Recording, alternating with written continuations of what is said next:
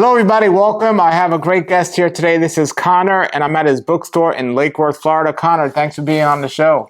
Thanks for having me, Paul. All right. This is so great. Such amazing information just when you think you know everything about a topic or you've researched something so much, something new always comes up. So that's why I always say to people, have an open mind.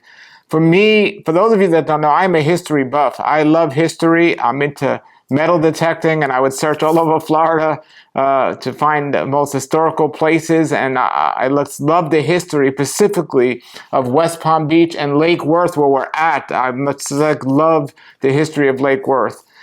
Connor here is somebody who's a history buff of Florida himself. Connor, briefly introduce yourself to the audience about who you are and what you do. Sure. I run the Old World Florida YouTube channel, and that's kind of like Florida history, alternative, hidden history, some conspiracy theories, a lot of kind of the religious history of Florida, and stuff like that. But everything kind of back to Columbus, first arriving in the Caribbean, to, Civil War history in America, hauntings and, alien stuff, and kooky, unusual things in Florida is kind of my focus. So. Now, besides that focus, have you ever physically, since I'm into metal detecting, have you ever stumbled across old coins or arrowheads or things like this in your travels? Yes, totally. I like to visit a lot of the mound sites in Florida, the old kind of earthworks that the Native Americans used to make. And Florida has a ton of them. We have some of the most in America.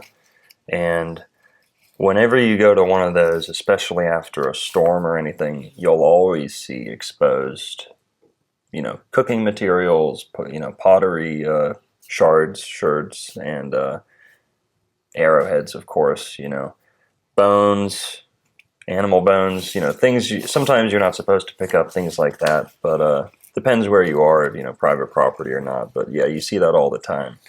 Now, if I saw gold coins all the time, I'd probably be a millionaire, but I haven't seen any of those. But I follow kind of all the stories about treasure discoveries around the coast too, and so I sometimes do videos about those too. Yes, it's very cool. Well, today I wanted to get Connor on here because I was recently here when I met him at his store, and looking at his website, which I highly recommend, or his YouTube channel. I'll put that below. And amazing information. I love the Bible, and Genesis, Bereshit, the beginning, and the Garden of Eden. And I have a friend somebody I know, I would guess I consider him a friend, and he did a lot of research, and he actually says him and Ron Wyatt found Noah's Ark, and they were actually there, and it was a very interesting story this person had, and I totally believe it. But that's where the Ark landed. And you hear all these stories about the Garden of Eden being in the Middle East and all these things. When I met Connor said something very interesting. Now, have an open mind. This is quite good information about this. History teaches us a lot, but there's a lot of evidence to this. So, Connor, you come to the conclusion that there's a very good possibility that the Garden of Eden was right here in the state of Florida. Yeah, and as much as I'd like to take credit for that idea, I'm not the one who came up with that. I was lucky enough to discover the work of some kind of Florida legends who kind of pioneered that theory. Chiefest among them would be E. Callaway, who was Florida's 1936 Republican candidate for governor. He didn't win, but maybe we weren't ready for him yet. But he came up with the theory, or at least kind of rehashed or reintroduced the theory, believe it or not, that yes, the Garden of Eden was located in Florida near the Georgia and Alabama border, and that this is not a joke. It's not a reinterpretation of the Bible. It's not offensive to the Bible or the integrity of the Bible. We're not saying that the Bible's wrong. The theory is basically that, as you kind of mentioned, we all know where Noah landed. And all the geography after Noah lands is very kind of explicit, and it can be tracked right up until today. Everything before Noah lands, if you really think about it and you kind of process some of the impossibilities, what's the likelihood that he really landed in the same spot that he took off from? or even the same continent that he took off from. And I think most people have just kind of never thought about it, because they'll say, well, the whole surface of the earth was probably just reshaped, so he's assigning the names to somewhere new, or so on, or God was, guiding them right back to the right spot. And, you could look at that as kind of a stretch, and people just haven't spent much time on it, and you could make the argument it doesn't matter that much, it's not super future oriented, and I'd agree with that, certainly shouldn't be the focus of anyone's spiritual study or anything, but I am in favor of getting people to appreciate the place they live, and I've seen great success with that theory, and kind of enriching people's time in Florida, their appreciation for Florida. And I'd also like to say that that specific Florida in the Garden of Eden theory comes from E. Callaway. And he pointed to a series of 4 rivers in North Florida that he believed matched up perfectly to the geography described in the Garden of Eden in Genesis. He also talks about the good gold, whereas in Havilah or Assyria or so on, in the English Bible at least it says, I think the good gold of Havilah. There's gold in the Middle East, but did you know that the gold in Georgia is perhaps the purest in the world? And when God says it's good gold, it's probably pretty good gold, right? So we found the gold in Florida. A lot of that treasure hunting may actually, a lot of people think a lot of the gold comes out of South America, and that's true. And it just kind of passed through Florida. But the Spanish were in Florida for a long time, and the Indians in South Georgia, the Cherokee, the Appalachee, all these people in North Florida, they knew how to mine gold. They had a lot of gold. They had gold mines up in Georgia. And up until the Civil War or so, the U.S. made most of their gold that was minted in America was coming out of Georgia, until the Cherokee kind of had a territory disputes. And now a lot of that's Cherokee land or so. But so we got a lot of gold there. And then going back to Noah's Ark, Gopherwood. Gopherwood is something that we see, named as if everyone knows what it is before Noah departs. But when Noah gets off the ark, it's never mentioned again. And it's actually never mentioned again in Scripture whatsoever. It may be referenced here and there kind of outside of the Scripture, but it's never mentioned by name again, nor is it identified. Gopherwood's never been identified 100% by anybody since then. Now, let's go back to kind of Columbus for a sec. Christopher Columbus is, we say the guy who discovered America. People can dispute that, the Vikings, whatever, so on, but he rediscovered it for sure from the European perspective. Christopher Columbus himself actually originated the idea that the Garden of Eden was in the West Indies, in the Caribbean, in the Gulf of Mexico. Really? Somewhere. Wow. Yes, this is very true. And, that's kind of what I like to do, is kind of showing that this isn't just a new idea. This is from the get-go, the religiously kind of minded people have always been picking up on these threads since they've been in the West Indies, which is Florida. La Florida used to be the whole Gulf of Mexico. All the Caribbean, used to be Spanish territory. The Gulf of America, you mean? Gulf of America, yeah. I was pushing for Gulf of Florida, but, Columbus came here, and it's also came out in recent times that Christopher Columbus was, in fact, somewhat Jewish, or crypto-Jewish, or an Anusim, a Marrano, Converso, whatever the situation was. He had Hebrew roots. And this was only suspected before. Now they're saying it's been confirmed or substantiated with DNA. And, he had red hair, which was, some would say was a Jewish trait back then. And he certainly hightailed it out right when the Jewish people were about to be expelled from Spain. So he actually starts his journal with the sentence or paragraph: "On the day that the Jews were expelled from Spain, I departed for the New World." Now, That's 1492, right? So, do you want to talk about Columbus? We could talk about Columbus, and I want to get into some other things as well, but Okay. Tell us about Columbus. This is some good stuff. Columbus felt he was on a religious mission, divine mission, to discover either the Promised Land or the Garden of Eden. He believed that the Garden of Eden had to be rediscovered in order for the Messiah to come or for Jesus to reappear, depending on your interpretation. He believed that. He wrote that in his journals. He really believed that.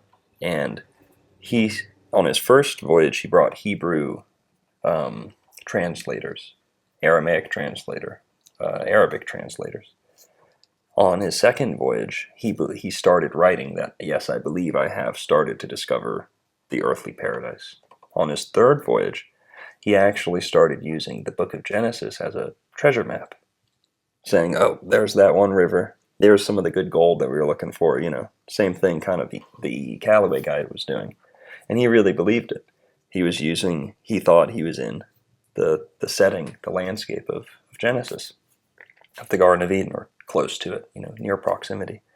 And he was making all these references. He believed he was hearing Hebrew words of the places from the Native Americans. This is all real history, On his fourth journey, he believed he discovered the gold mines of Ophir, or, Solomon, the source of Solomon's treasure, right, where these ships were disappearing off to.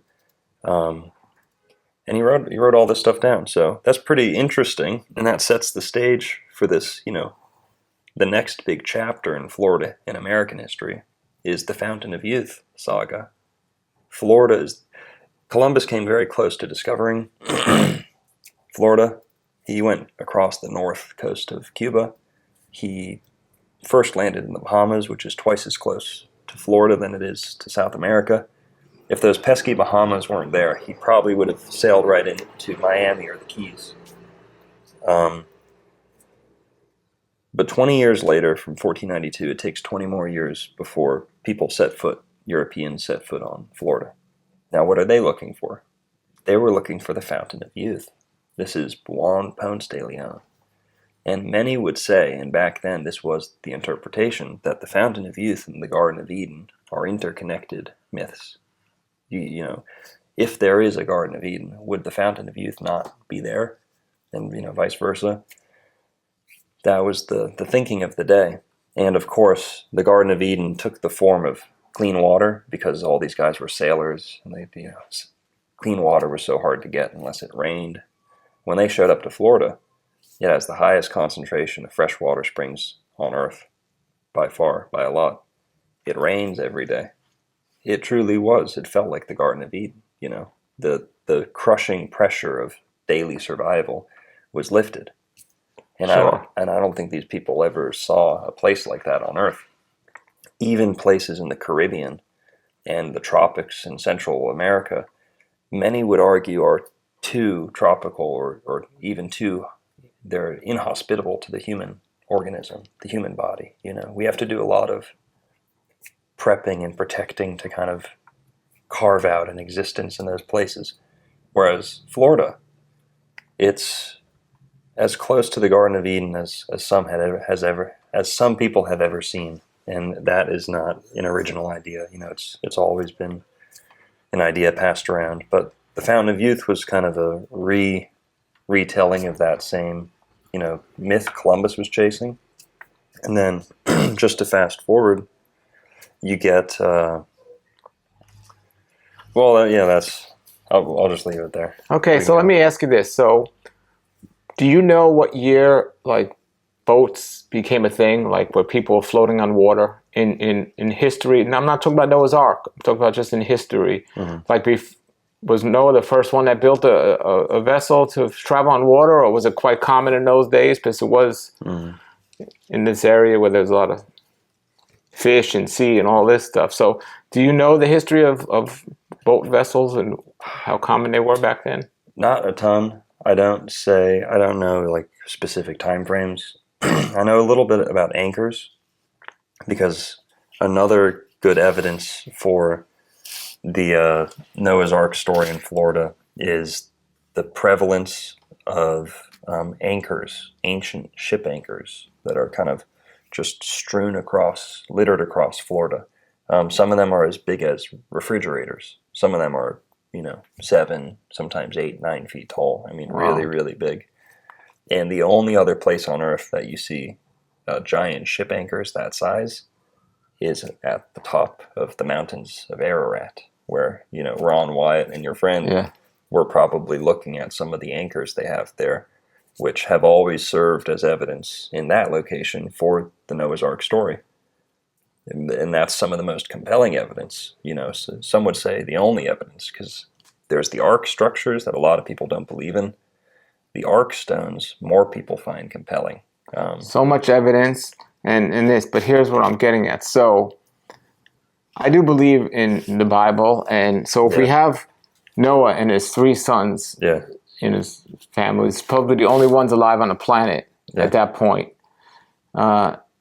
If this flood took place, some people say it was confined to a local location, but others believe it was all over the world. Mm-hmm. There are stories of the Native Americans writing in Paleo-Hebrew in New Mexico, and also in Kentucky they found Paleo-Hebrew writing on these things. Yeah. So those people would have been here a very long time, probably, possibly pre-existent to a lot of recording time. So how would they have gotten here if boats or what you're saying might not, the conclusion of Garden of Eden being on this continent, how would they have gotten here? And if they did get here, or if it was here, how was their life over there? I mean, so how do you think about all this? That's a great point. Columbus was not only the originator of the Garden of Eden in America theory, he was also the originator of the Jewish American Indian theory, which is a little bit of a misnomer because it brings up your point is, how far do these Hebrew links go back in America? Are they indigenous to America, or did they get kind of just passed around, and did they show up back in America?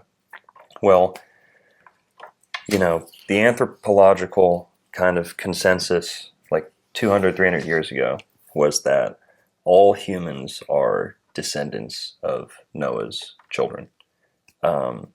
There's some alternative interpretations about, giants or other people surviving the flood or whatever. But, I think in the Quran, they say a giant clinged to the outside of in some of the Jewish texts, they say that a giant may have clung to the outside of the ark.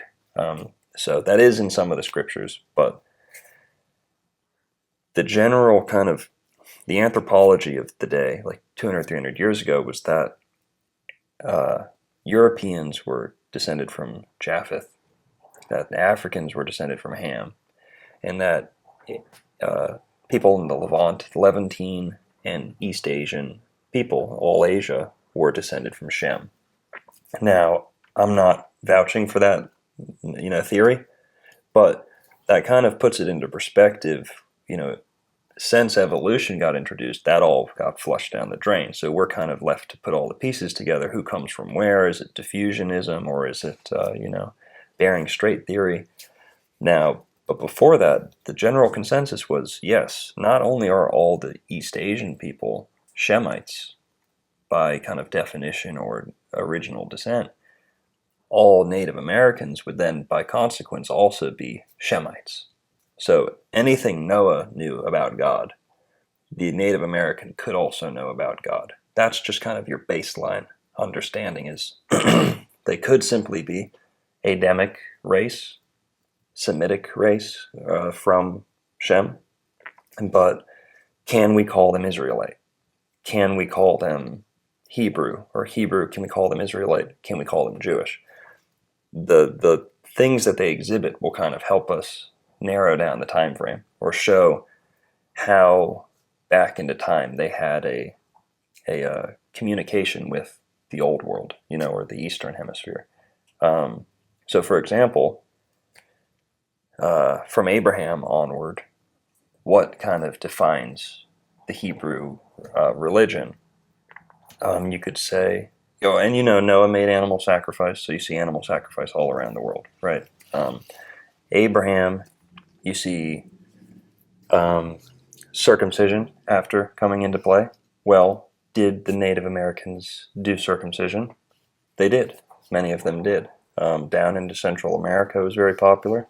Along the coasts of Florida, it was noted by explorers. I don't know how they found that out, but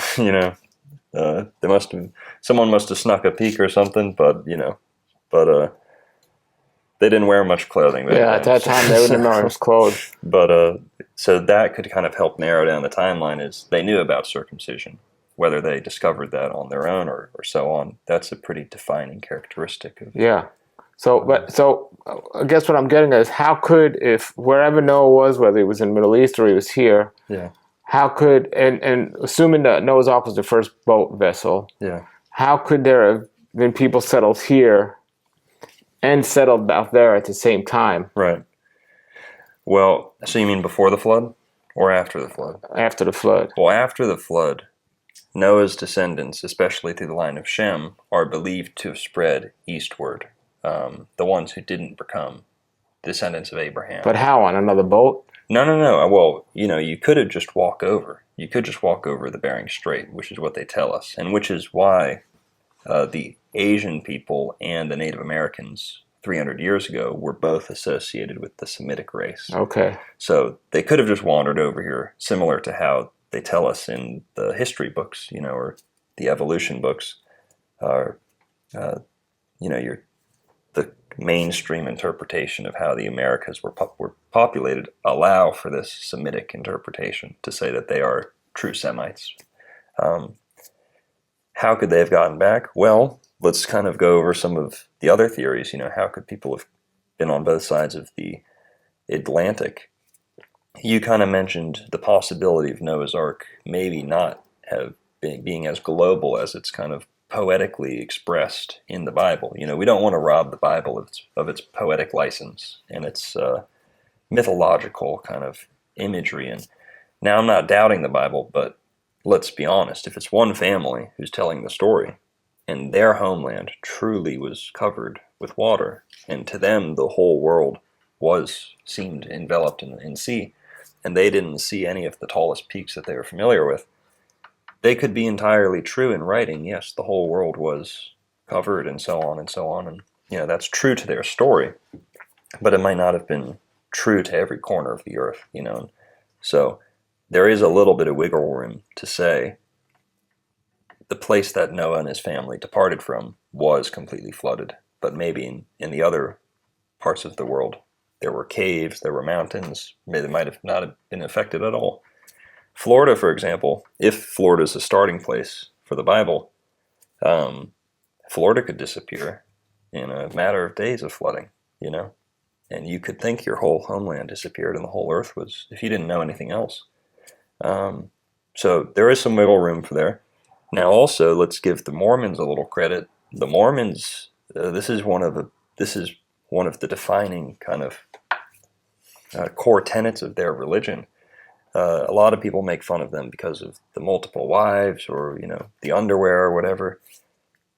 Another thing they are ridiculed for endlessly is that they believe, down to their core, that ancient Israelites departed the Levant, I think 500 years or so before Christ's time, and they sailed to America.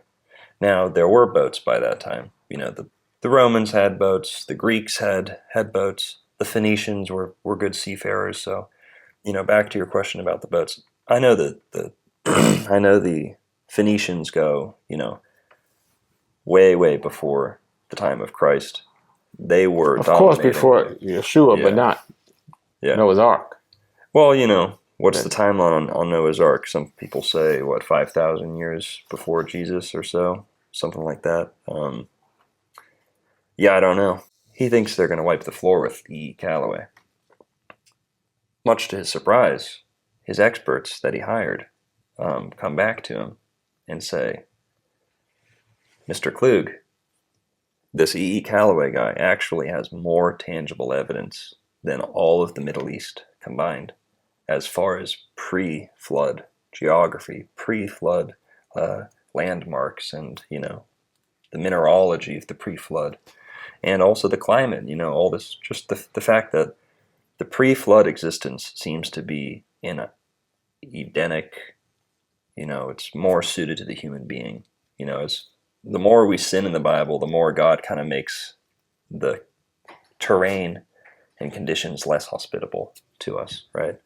So, the Garden of Eden in Florida, it's kind of unwritten, but it's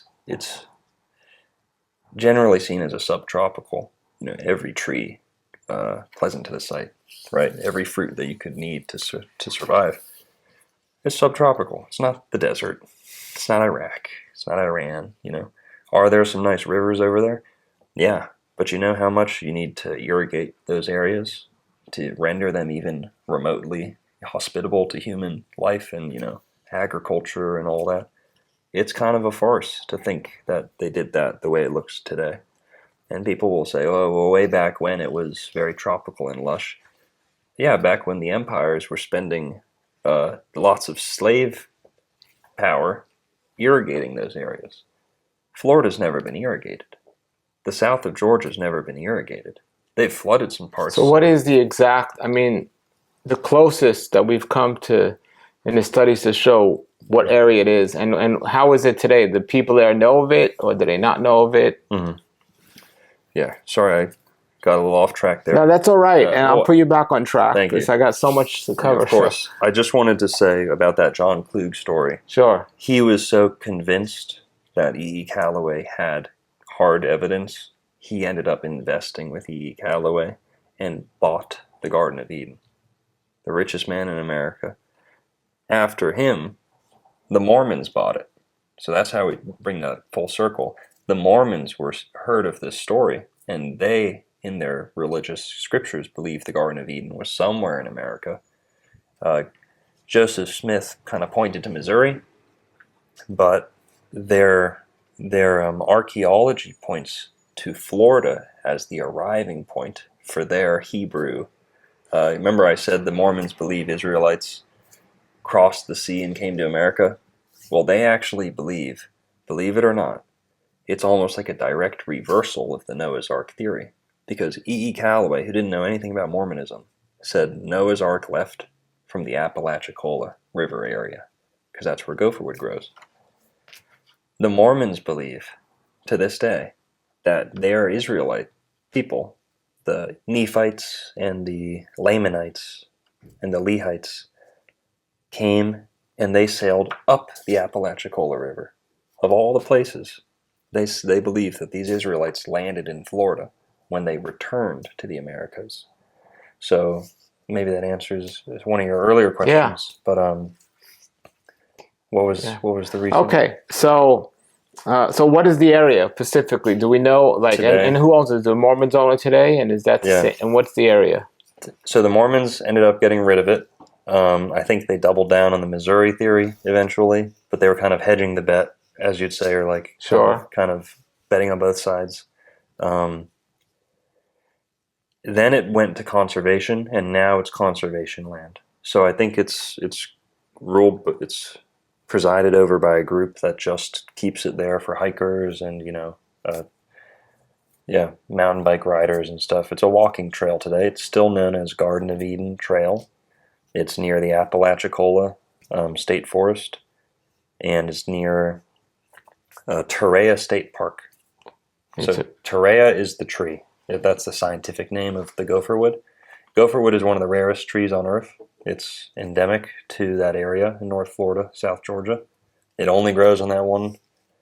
So what area are we talking, city-wise? What's the closest city, or what area is near there? Well, the closest major city would be Tallahassee. Okay. For sure. It's only about an hour away from Tallahassee, northwest of Tallahassee. Okay. But so, and you mentioned the Mormons as well. It's interesting because they have a really strong connection to the Midwest and Missouri and their foundational ideas about that. So it's very interesting how it's all tied in together. Oh, well, I've got some good ones for you. not only are the Mormons, in their original teachings, they're supposed to be pretty vegetarian. It says in one of, I guess, their rule books or so. I'm not a Mormon, not an expert, but I've seen this where in their scripture, or kind of their, almost like their 10 Commandments type thing, it says, eat meat sparingly. And a lot of them know that, but the next part says, only in times of like distress or disease or, strife, like winter, when you really need it, or survival situations. But not only that, talking about the Garden of Eden, yes, they're very interested in the Southwest and, Utah and so on. Did you know that they're the largest private landowner in Florida? In Florida? Yes. Oh, really? I didn't know that. Yes, by a lot. The Garden of Eden that I talk about on my YouTube channel, E. Callaway kind of fought to conserve a patch of land over there near the Georgia border, like an hour or so outside of Tallahassee, near the Apalachicola River. This river system is what forms the border between Alabama, Georgia, and Florida, over there in the corner. That river system, a big patch of it, hundreds of acres and eventually thousands of acres. Originally, this conservation was started by E. Callaway because he got a bunch of interest in his Garden of Eden theory. They eventually preserved this area, and it's one of the rarest habitats. It's got some of the biggest biodiversity in the world. And what I was saying earlier, Gopherwood, the only place on Earth, I didn't get to that point earlier, but the only place on Earth that Gopherwood grows is right here along that river system that E. Callaway was talking about. It's been known by the name gopher by the Native Americans for as long as people have been recording history here. And that's one of their many seemingly Hebrew words in the Native American languages, is gopher. We have gopher tortoise. We have gopher, pocket gopher, the rodent. We have gopher beetle. We have gopher this and that. All these gopher creatures. Gopherwood is one of these organisms, in Florida. Are trees organisms? I'm not a science guy. No, not really. I guess they are. Maybe they are, but they're a creature, not a creature. Whatever. It's a tree, but there's other animals known as gopher. So it's a uniquely American word, and it happens to only be used in Hebrew and the Muskogee languages of the Indians here in America. Now, bringing it back to the Mormons, that patch of land where the four rivers are, where that gopherwood grows, where some of the biggest biodiversity in the world, when E. Callaway was getting older and older and, kind of wrapping up his life's mission, he sold that land to who would become the richest man in America, John Klug. Do you know John Klug? I think he's a broadcasting magnate, media mogul guy, I believe. I think he's involved with cable and music, I think. I don't know too much about him, but he eventually became Forbes' richest man in America. He was so captivated by E. Callaway's teachings. He hired, if initially he was skeptical, he was scoffing. He thought, who is this fool? It's almost heretical. Why are you claiming this stuff? And he sends his experts. This John Klug character hires experts to disprove E. Callaway's theory. He thinks it's going to be easy done. They're going to, embarrass this guy, post it in the newspaper. So